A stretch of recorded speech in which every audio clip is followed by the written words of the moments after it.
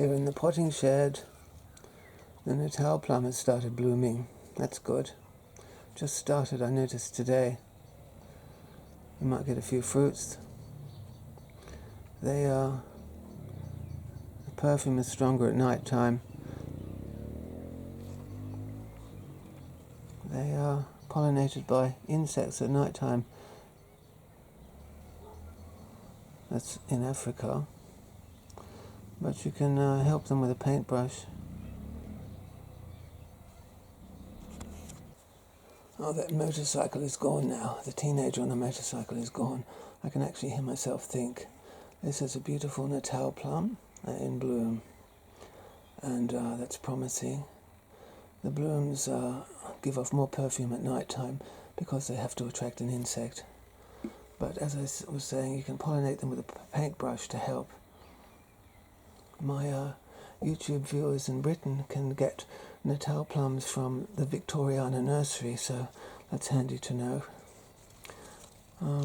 Yes, you can buy them from Victoriana nursery, so that's good. If you well, you have to keep them indoors in the winter time though.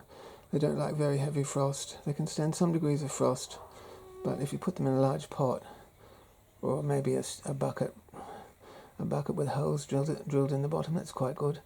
That's big enough. That's enough soil for them to actually bloom and have fruits.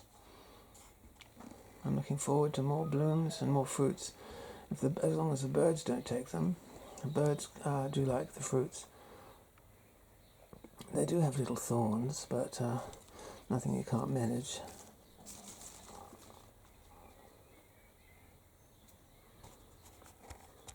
Yes, I grew Natal plums in just a bucket from the supermarket a few years back, and I drilled holes in the bottom and filled it with potting mix, and that was enough to have it enough space for it to grow into a mature plant that was able to have flowers and fruits. The fruits did taste nice, actually. I like them. Birds like them. They're related to, well, they are milky, and they've got those propeller-type flowers, so they are sort of not unrelated to frangipanis and oleanders and things. They bleed latex too. I'm being eaten by mosquitoes. It's not unusual though, is it, really? Very exciting anyway about the Natal Plum. My last Natal Plum was when that dreadful goat from next door was coming. My last Natal Plum video, the goat from next door came and was eating my Natal plums, ruining everything.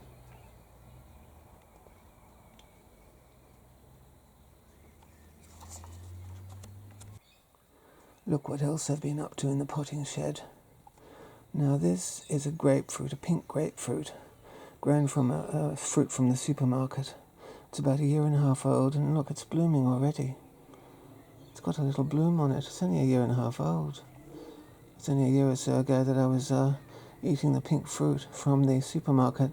Now the pink fruit grapefruits, they were developed using radiation, weren't they, in radio gardens? The pink grapefruit we all know and love, with the pink flesh, that was developed by exposing plants in a radio garden so that they had mutations and things. But I've got it here anyway. Oh, what else? So that's a bit of fun. That's my little pink grapefruit. I don't know why the leaves are yellow. I don't think it's variegated. Perhaps it's short of magnesium, or perhaps it needs some manure. But look what else I did. I got some blood oranges. I also got some blood oranges, you see, from the supermarket. Where are you? Come on, show yourself, camera. Oh, here we are.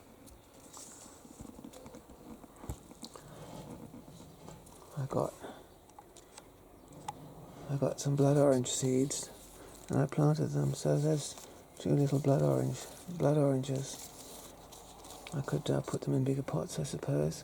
Now they're about the same age as the grapefruit tree, so I think they're smaller trees. They were planted at the same time as this grapefruit tree. But blood orange trees are obviously a little bit smaller. The oranges are certainly smaller. Yeah, take centre stage. So I'm quite pleased with that. It's fun growing blood oranges. They've got red flesh and They bleed, don't they? They bleed, so that was a bit of fun. I've got several grapefruits grown from seeds. There's another. Looking a bit variegated, but I think it just needs some plant food, citrus food or something. All from the supermarket seed from a grapefruit.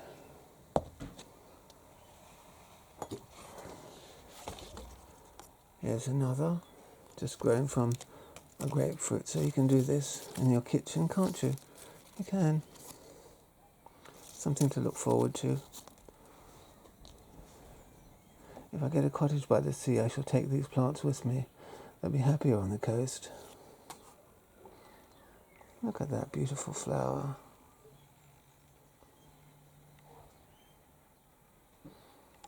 A beautiful grapefruit blossom.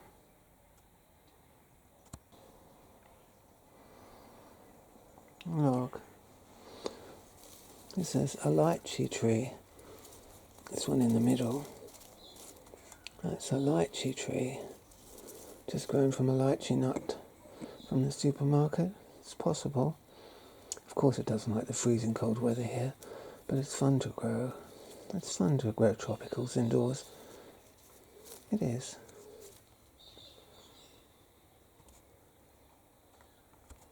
Well, look down there. Look down there at the other end of the potting shed.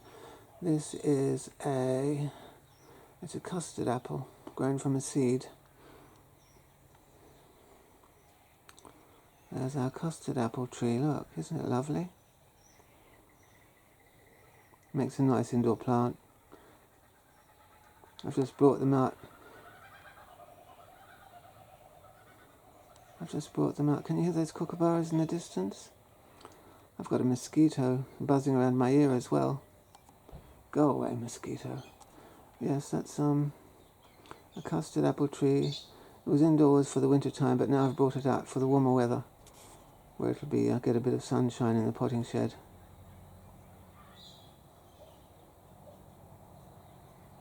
Lovely, all from a seed from the fruit shop.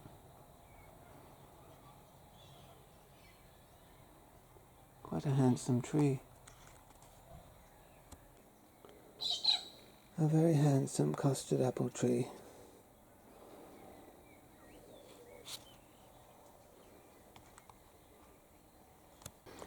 And look what I've got here. I've got all these red dragon fruits from Costa Rica. I brought them outdoors now that the weather's a bit warmer. They're two junior ones. And here are bigger ones. They could possibly fruit this year, provided they don't get knocked down by the kangaroos and possums. Look at those big plants. These are big, red-fleshed dragon fruits, plants from Costa Rica. The type with red flesh come from Costa Rica. I can't wait for them to bloom. They should be blooming soon, very soon. They're just getting too big for their britches. They're too big to keep indoors nowadays. Don't know what I'll do next year, because they're just too big to be taking indoors and outdoors. I just hope we get some fruit. I only grew them for fun, but it's lots of fun growing tropical fruits.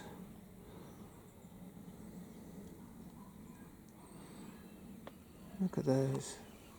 They should be blooming in a matter of weeks.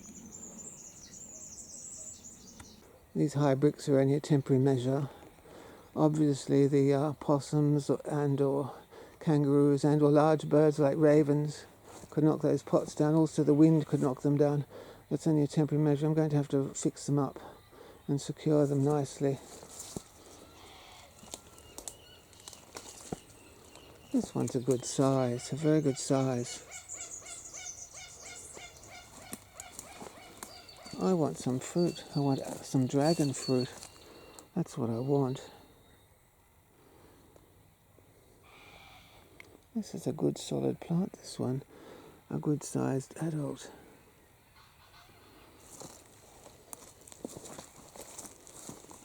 This one is a little bit smaller, but it's got some good adult sized leaves on it. Show us.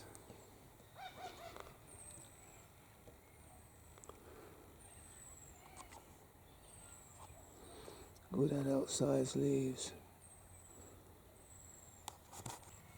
Red dragon fruits have a nicer flavour. We like the flavour of the red fleshed ones. The white fleshed ones are alright, but they don't have that strong flavour. The ones with red flesh have a nicer flavour.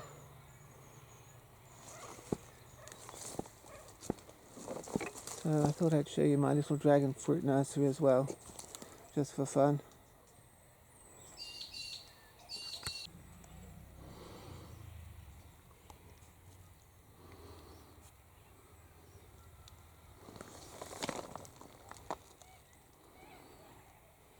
It's been raining. We've had some lovely rain.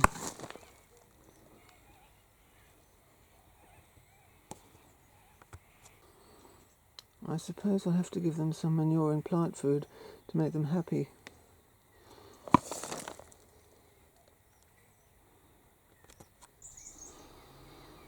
I thought it better that they be elevated because they've got nowhere to climb, and that they can at least hang down for the time being. They can at least hang down. Pity I don't have some tree stumps to stand them on. But this way they can just spread and cascade unencumbered. They certainly put roots. They are capable of climbing a wall or up a tree trunk. But I just want them manageable for the time being.